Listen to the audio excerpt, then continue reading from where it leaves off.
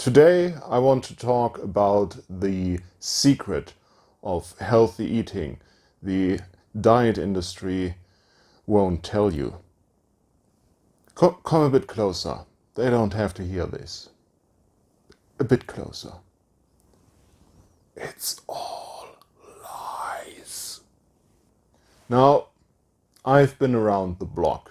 I've tried a number of different diets over the years with more or less success, and I am at this point again. But I know the theory of healthy eating, of fitness and weight loss. Just let me show you one of my earliest YouTube's video for comparison. That's it for today. Thanks and goodbye. Now, there's a whole industry selling you food. There's advertisement for everywhere. The red dress of Santa Claus was made up by Coca-Cola. You can't escape this influence. From childhood, from early childhood, you have been brainwashed that you should be eating, that you should be drinking this stuff. And on the back of that, you've got also a diet food industry that is selling you diet food and special diet products so you can lose weight after eating all the shit they sold you before.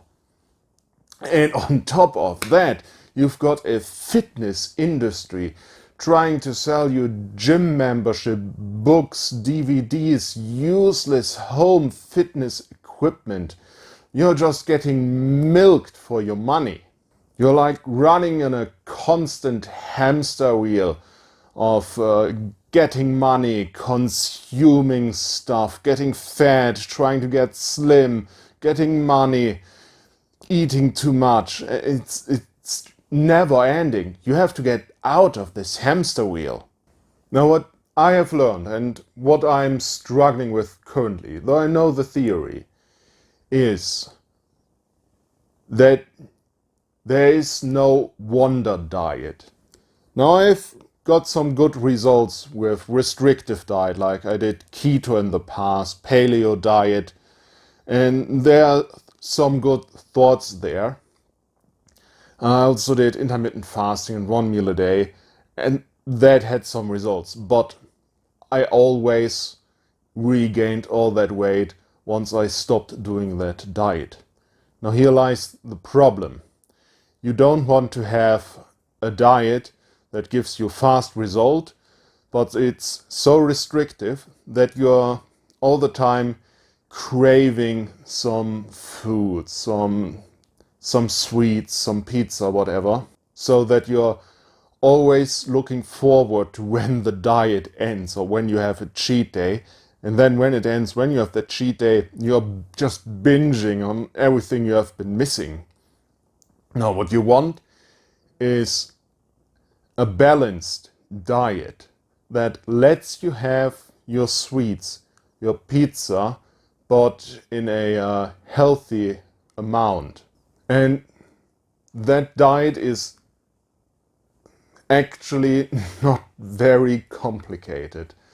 You just have to eat like your great-grandparents did, before there was widespread TV advertisement and convenient fast food, when the majority of what people ate was home-cooked and handmade.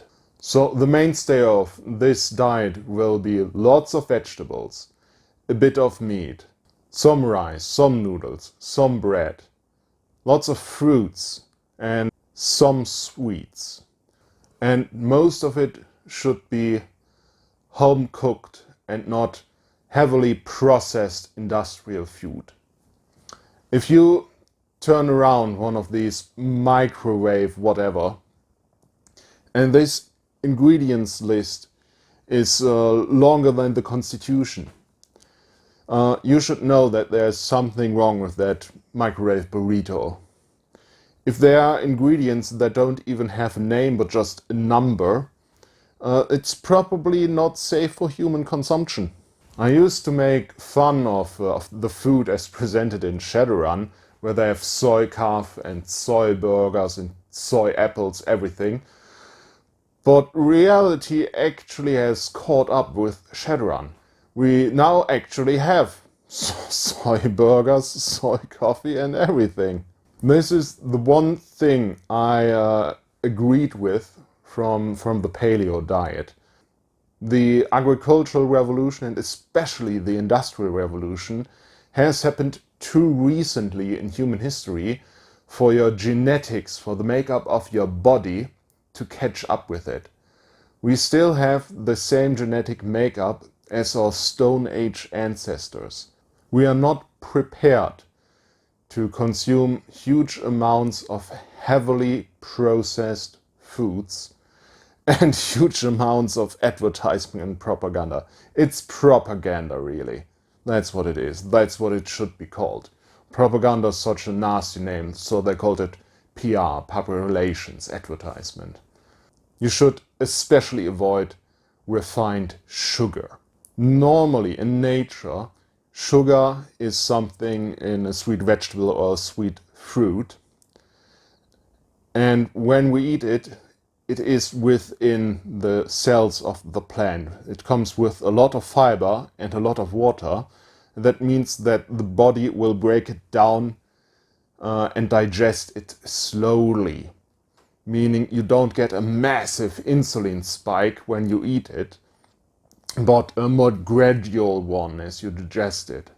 Refined sugar is like 100 times more concentrated than anything you'll find in nature.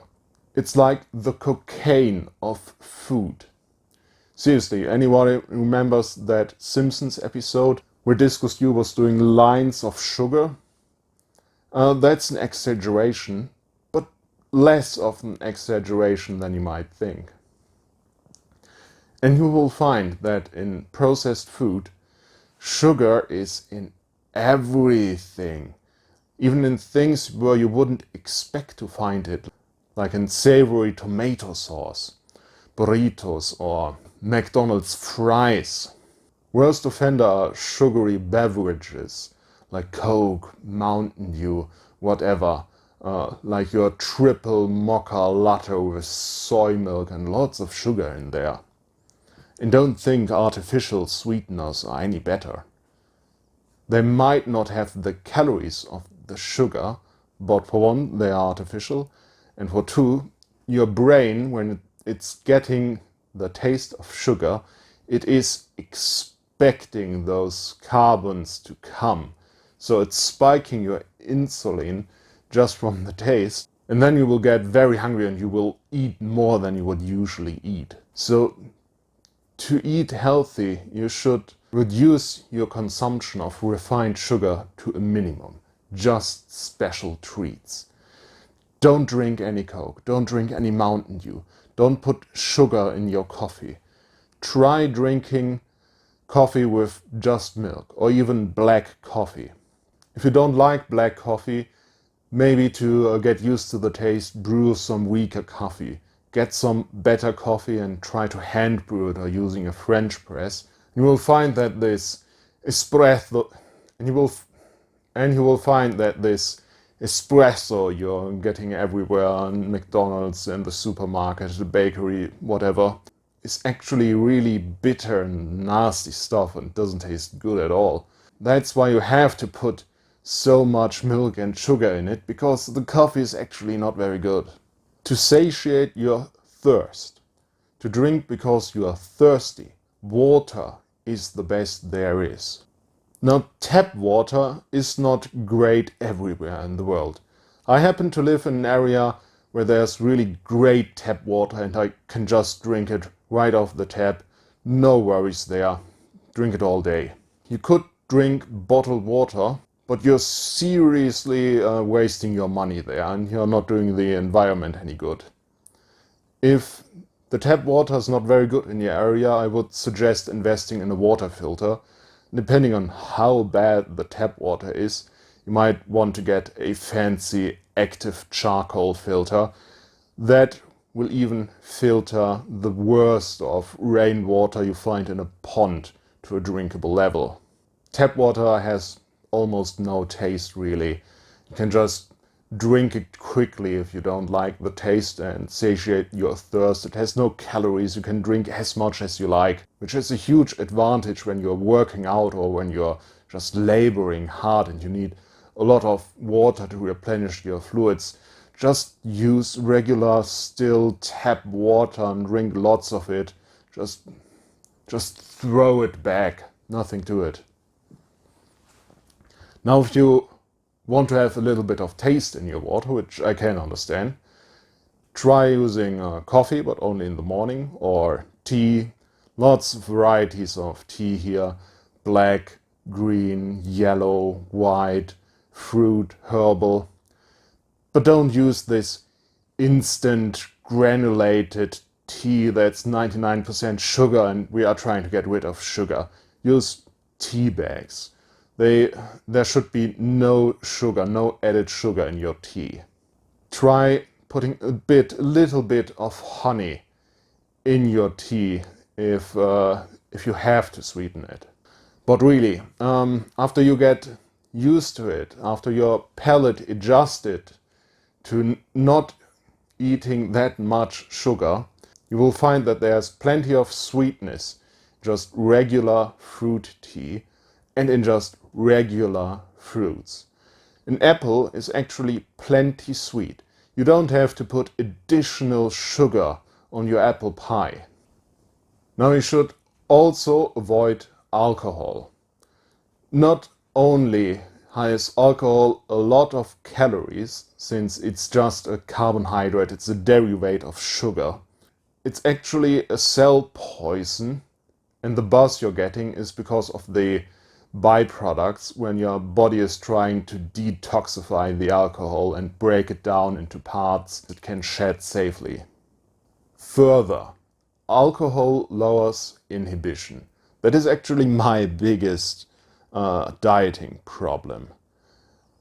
When I'm watching TV or Netflix or anime or something, I like to drink beer and have snacks. I can usually very well control my intake of snacks and junk food, but when I have alcohol, it's lowering my inhibition to a point where I find very good reasons to have ice cream or potato chips or whatever, and also in huge quantities. Well, it's a very bad habit I'm trying to be rid of. And it's not like I say, never eat sugar, never drink alcohol. But you should keep it for special occasions. Have a bit of cake on Sunday together with your family. Have a beer when you're meeting with your friends and in social circumstances. That's totally fine and that won't make you fat. You should also eat consciously and deliberately. It's a really bad habit to eat while you are actually doing something else. Don't check the news or your treats during breakfast. Don't have snacks while you're watching Netflix. Don't have snacks while you're working. Your mind needs to register that food is coming in. And also when you take the time or someone takes his time to prepare handmade home-cooked food, then you should take your time to consciously savor the food. This whole fast food culture we have in the West is actually kind of disgusting if you think about it. There's so much work that goes into making food, and to just throw it back like you are breathing it in, that's really a disrespect to all the work that went into making that food. Animals' lives as well. Now you should also see to it that you have a varied diet. Don't just eat chicken and broccoli every day. Some people just eat meat. Carnivore diet is a real thing.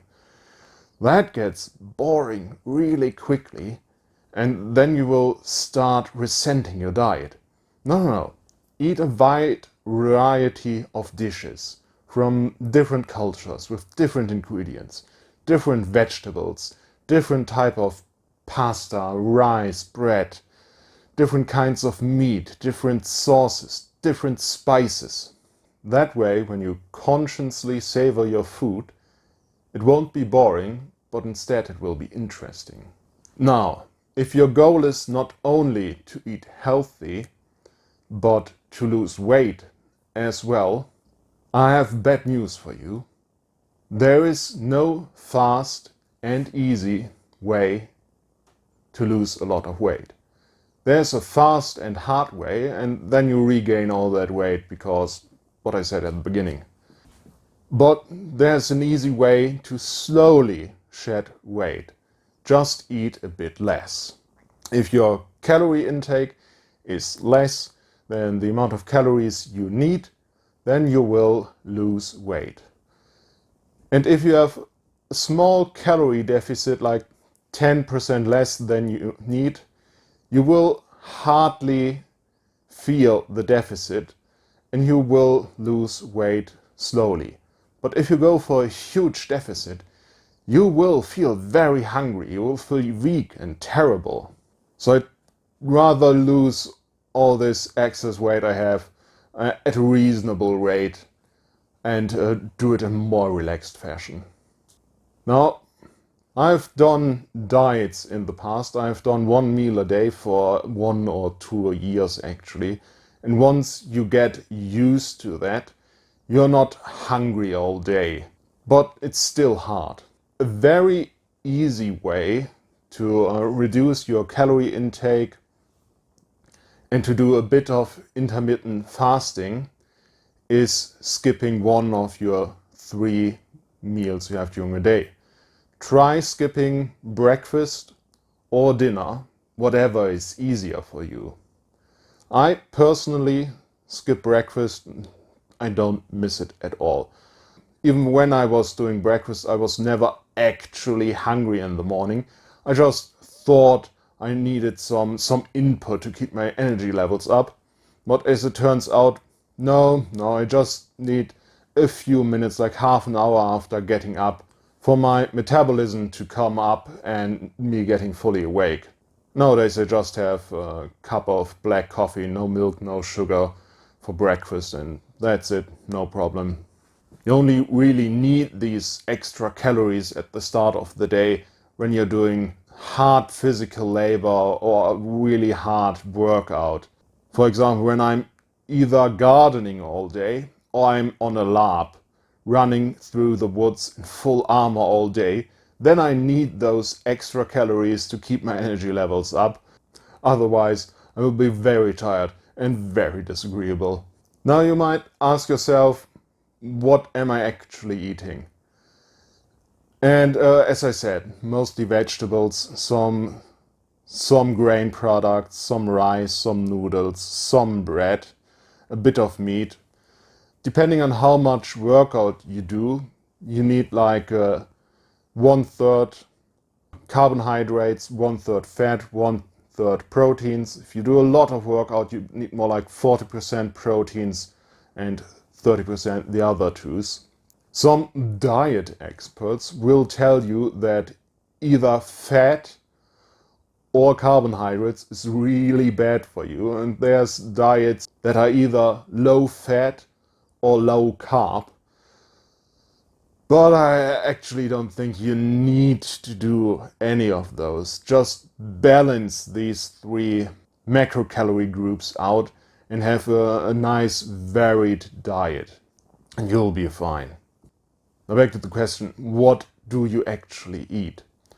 In the coming weeks during this lockdown challenge, I will be doing some cooking videos.